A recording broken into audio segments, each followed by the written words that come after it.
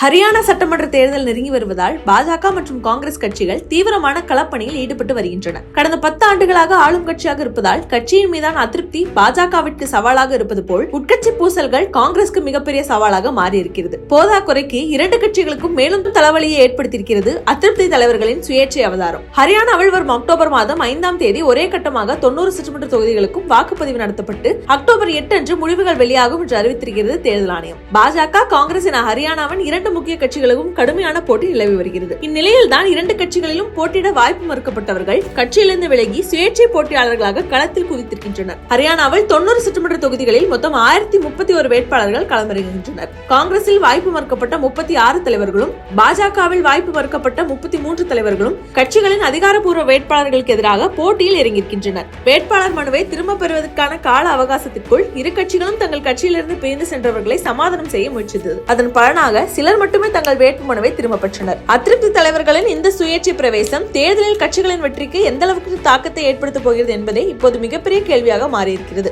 பாஜகவை பொறுத்தமட்டில் ஹரியானாவின் முதல் வேட்பாளர் லிஸ்டை வெளியிட்ட நாளிலிருந்து வாய்ப்பு மறுக்கப்பட்ட பலரும் கட்சியிலிருந்து விலகத் தொடங்கினர். அவர்களால் எந்த ஒரு பாதிப்பும் தேர்தலில் ஏற்படாது என்று நம்பிய பாஜக வேட்பாளர் லிஸ்டில் மாற்றம் கொண்டு வர மறுத்தது. சிட்டிங் எம்எல்ஏக்கள், அமைச்சர்களுக்கே கூட வாய்ப்பு மறுத்தது பாஜக.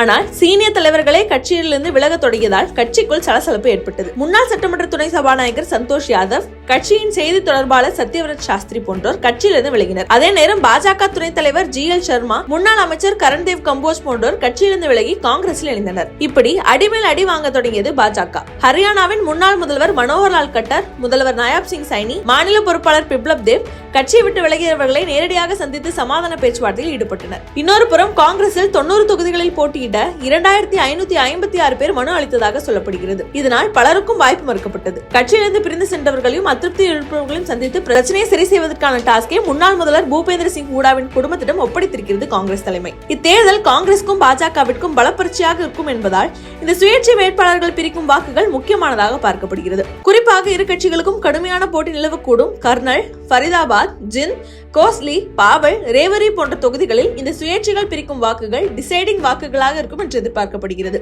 அப்படி முக்கியமாக பார்க்கப்படும் சில சுயேட்சை வேட்பாளர்கள் யார் என்று பார்க்கும்போது சாவித்ரி ஜிண்டால், ஓபி ஜிண்டால் குழுமத்தின் தலைவரும் இந்திய பெண்களின் பணக்காரர் பட்டியலில் முதலிடம் பிடிப்பவரும் தான் சாவித்ரி ஜிண்டால். ஹிசார் தொகுதியில் ஹரியானாவின் சுகாதாரத்துறை அமைச்சர் கமல் குப்தாவிற்கு எதிராக சுயேட்சையாக களமிறங்குகிறார். ஹிசார் தொகுதியில் ஜிண்டால் குடும்பத்தின் ஆதிக்கம் அதிகமாகவே இருந்து வருவதால் கமல் குப்தாவிற்கு கடுமையான போட்டியாக சாவித்ரி இருப்பார் என்று எதிர்பார்க்கப்படுகிறது. இவர்தான் குருஷேத்ராவின் பாஜக எம்பி நவீன் ஜிண்டால் உடைய தாயார் என்பதும் குறிப்பிடத்தக்கது. ஜி குழுமத்தின் நிறுவனர் சுபாஷ் சந்திராவும் சாவித்ரிக்கு ஆதரவாக பிரச்சாரம் செய்து வருகிறார். அடுத்ததாக சித்ரா சர்வாரா, அம்பாலா கண்டோன்மெண்ட் தொகுதியில் காங்கிரஸ் சார்பாக பர்மால் பாரியும், பாஜக சார்பாக முன்னாள் அமைச்சர் அனில் பிஜும் போட்டியிடுகின்றனர். இவர்களுக்கு எதிராக போட்டியிடுகிறார் மாநிலத்தின் முக்கிய தலைவரான நிர்மல் சிங் உடைய மகள் சித்ரா சர்வாரா. நிர்மல் சிங் காங்கிரஸ் சார்பாக 4 முறை ஹரியானா சட்டமன்றத்திற்கு தேர்வானவர் என்பதும் குறிப்பிடத்தக்கது.